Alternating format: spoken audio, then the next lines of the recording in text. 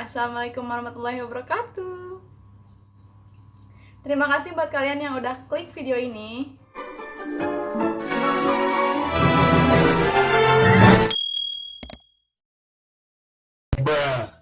Jangan lupa untuk selalu support aku dengan cara like, komen, dan subscribe supaya channel ini terus berkembang. Oke?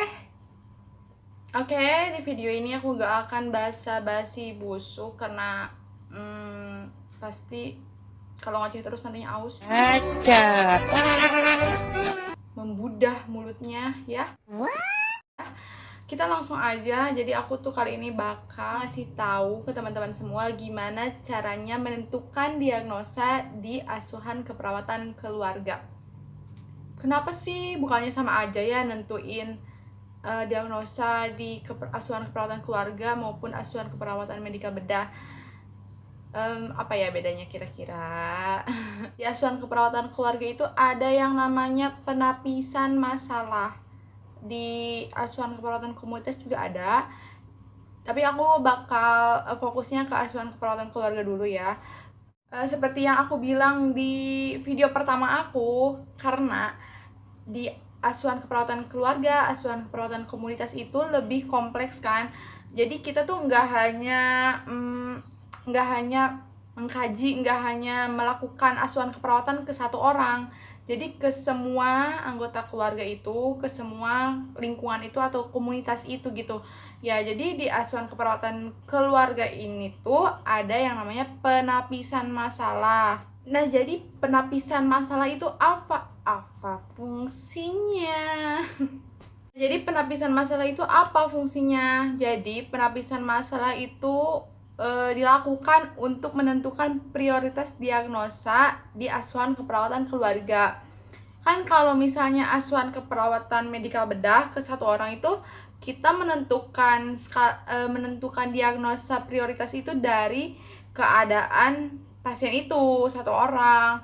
Dan ini di asuhan keperawatan keluarga ini memerlukan penapisan masalah, dan di penapisan masalah itu ada yang namanya scoring. Scoring itu gimana ya?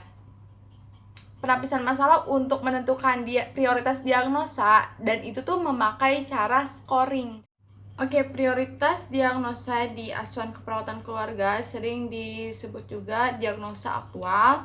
Setelah diagnosa aktual itu ada yang namanya diagnosa resiko, dan yang terakhir itu ada yang namanya diagnosa potensial. Jadi untuk menentukan mana sih yang lebih prioritas, mana yang masuk ke aktual, mana yang masuk ke resiko, mana yang masuk ke potensial, itu diperlukan proses scoring. Proses scoring ini menggunakan skala yang dirumuskan oleh Bailon dan Maglaya pada tahun 1978.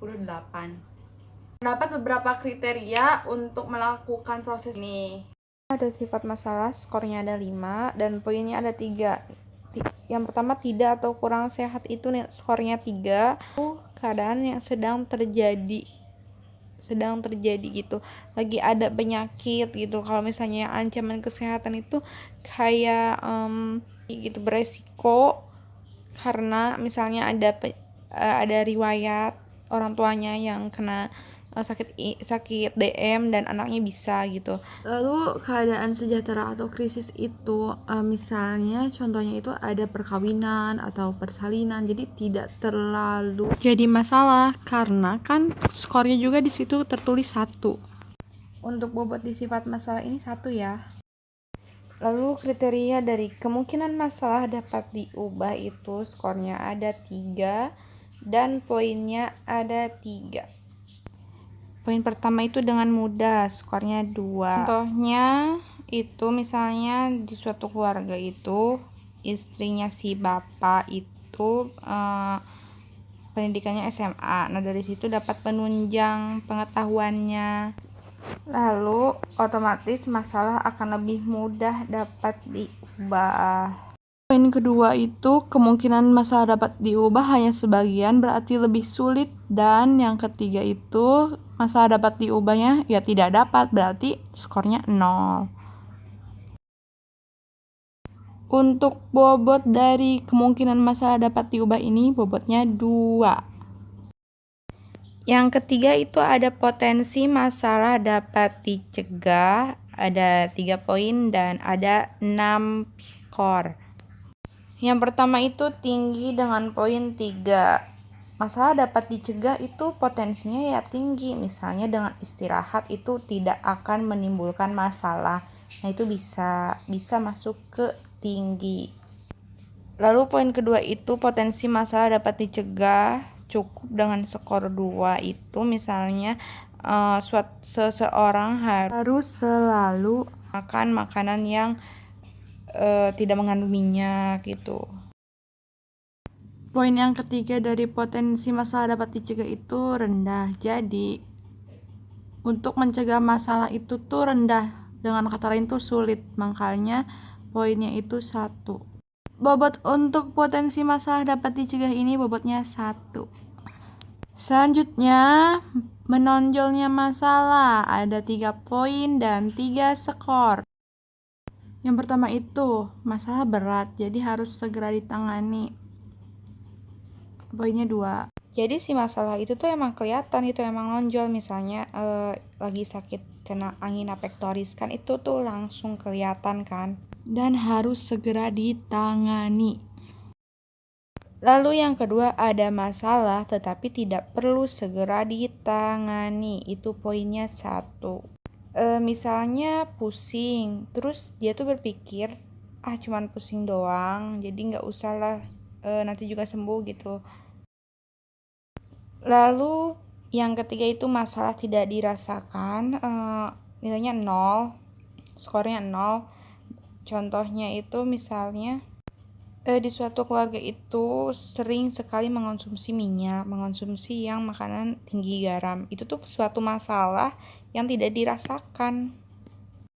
Oke, di sini ada rumus untuk menghitung scoring, yaitu skor dibagi nilai tertinggi dikali bobot. Skornya misalnya di sifat masalah itu skornya 3.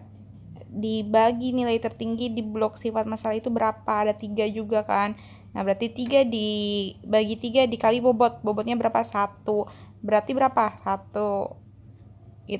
Itu hasilnya. Tapi satu diagnosa itu harus 4 kriteria itu tuh harus diisi oleh rumus ini. Nah, nanti kalian setelah 1 diagnosa, 2 diagnosa, 3 diagnosa, misalnya teman-teman dapat 3 diagnosa, itu dihitung semua pakai rumus ini, lalu nanti langsung deh diurutin yang mana yang paling besar. Yang paling besar itu masuk ke diagnosa aktual. Oke, sekian untuk video kali ini. Semoga videonya bermanfaat. Terima kasih buat teman-teman yang udah nonton dan sampai jumpa di video selanjutnya. Wassalamualaikum warahmatullahi wabarakatuh.